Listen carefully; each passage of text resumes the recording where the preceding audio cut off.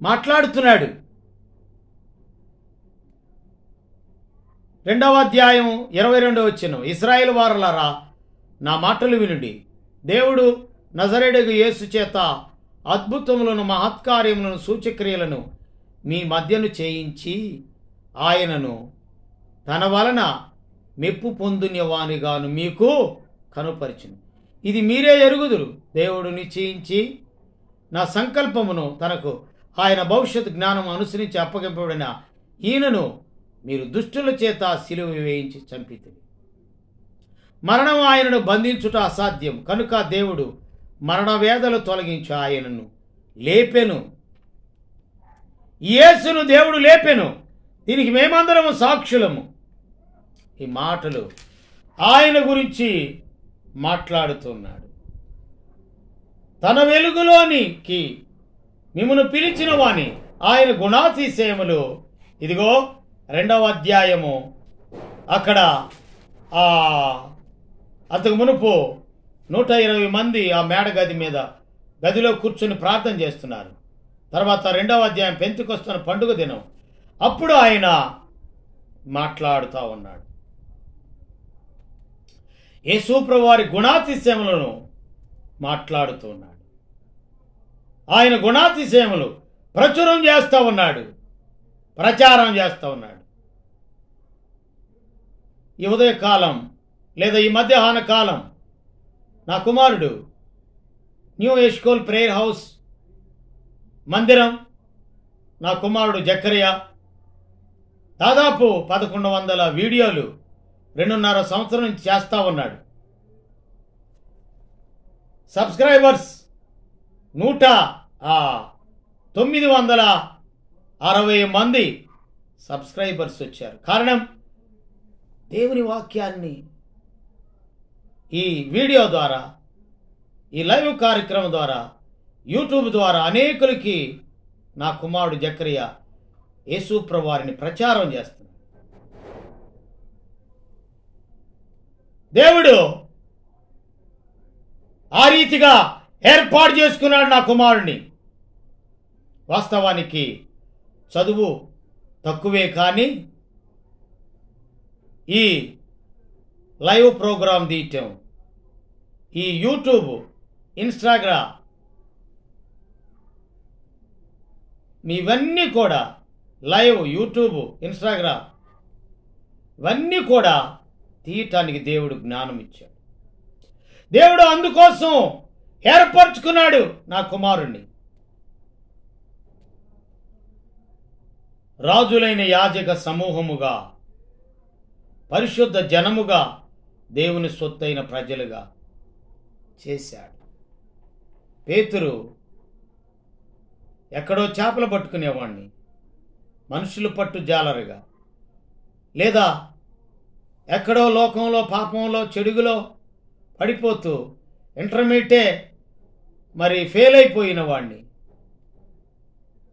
2 సంవత్సరాలు కాలేజీలో చదివాను 89, 90లో. కానీ దేవుడు దానిలో నేను ప్రావీణ్యత సంపాదించలేదు. కానీ ఇదిగో దేవుడు లేడని ప్రచారం చేస్తా ఉన్న దౌర్భాగ్యుడిని నన్ను ఆయన పని కొరకై పిలిచాడు. ఆయన మాటలు చెప్పుకోవటానికి కృప దయచేసి ఉన్నాడు. మా అమ్మమ్మ బైబిల్ ట్రైనింగ్ రామాయపట్నంలో బైబిల్ ట్రైనింగ్ చేశారు. నేను అనేక మంది సేవకుల మధ్య నేను ట్రైనింగ్ చేశాను. స్కూల్ ఆఫ్ ఇవాంజలిజం చేశాను. లేదా రెవరెండ్ పాస్టర్ జాషువా అనే పట్ట ఇచ్చారు. మందిరాన్ని కట్టుకున్నాను. మనసారా దేవుని వాక్యాన్ని అనేకులకి చెప్తుంటే నా కుమారుడు ఈ మాటలు లైవ్ తీస్తూ ఉన్నాడు, లేదా యూట్యూబ్ తీస్తూ ఉన్నాడు. కనుక ఇది దేవుని యొక్క మహాకృప.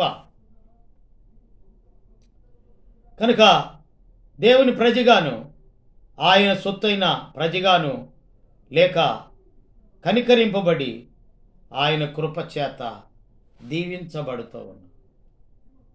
నిజంగా దేవుడు తన మహదైశ్వర్యంలో ప్రతి కార్యము దేవుడు మా పక్షమున చేస్తున్నాడు. నాకు ఇచ్చిన కుమారుడు, ముందు కుమార్తె, భార్య, నేను నా ఇంటి వారును యెహోవాను సేవిస్తూ ఉన్నాం. మరి సేవంటే చావైనా బ్రతుకైనా, జీవించుట క్రీస్తే, చావైనా లాభం.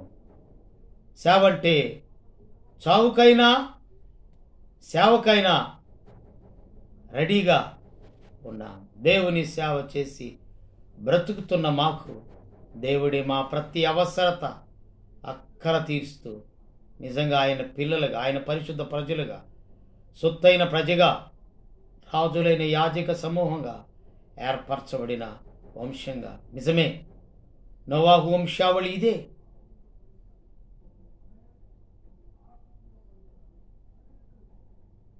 నోవాహు నీతిమంతుడు, నిందారహితుడు, దేవునితో కూడా నడిచినవాడు. ఆయనతో పాటు 8 మంది ఆయన సంఘం. ఈ ఉదయకాలం 5 నాకు ఇచ్చిన సంఘం కనుక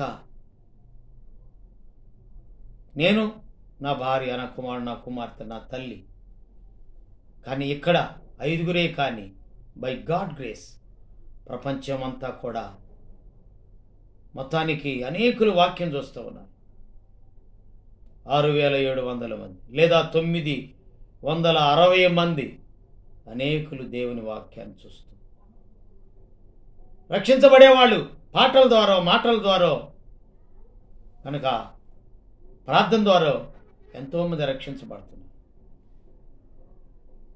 ఆయన కోటాలో నేను మాట్లాడినప్పుడు, నేను పాడినప్పుడు ఎంతమందో యేసు ప్రభు వారికే తెలుసు. వాళ్ళందరినీ, ఇదిగో నీ సంతానం, నువ్వు వాక్యం ద్వారా కన్నావు అని ఆయన బహుబళ మంచి దాసుడా అని చెప్పంట. ప్రేమ కలిగిన మా తండ్రి, వందనాలు చెల్లిస్తున్నాం. నోవాహు వంశావళి, నీతి, నిందారహితుడు, దేవునితో కూడా నడిచినవాడు. ఆయన 8 మంది, నాకు మందిరంలో 5. అయినను దేవునికి స్తోత్రం. అనేకులకి నా కుమారుడు దేవుని వాక్యాన్ని ప్రచారం చేస్తున్నాడు. విచారింపవలసిన అవసరత లేదు. అనేకులకు విచారించే వారికి ఈ వాక్య ప్రచారం ద్వారా అనేకులు విచారం నుండి వినోదంలోకి, చీకటిలో నుండి వెలుగులోనికి వస్తున్నారు. ఏమిచ్చి రుణమును తీర్చుకొని ప్రాణప్రియుడు, రక్షకుడైన యేసుక్రీస్తు వారి నామంలో ప్రార్థన చేసి స్తుతించి వేడుకుంటున్నాము తండ్రి. ఆమెన్. మన తండ్రి అయిన దేవుని ప్రేమ, కుమారుడైన యేసుక్రీస్తు కృప, పరిశుద్ధాత్మ నిత్యమైన సహవాసం ఎల్లప్పుడూ సదాకాలం తోడై ఉండి నడిపించును. ఆమెన్. వాక్యం నచ్చినట్లయితే సబ్స్క్రైబ్ చేయండి, కామెంట్ చేయండి, ఈ పరిచర్యకు సహకారం అందించండి, ప్రార్థించండి. దేవుడు ప్రేరేపిస్తే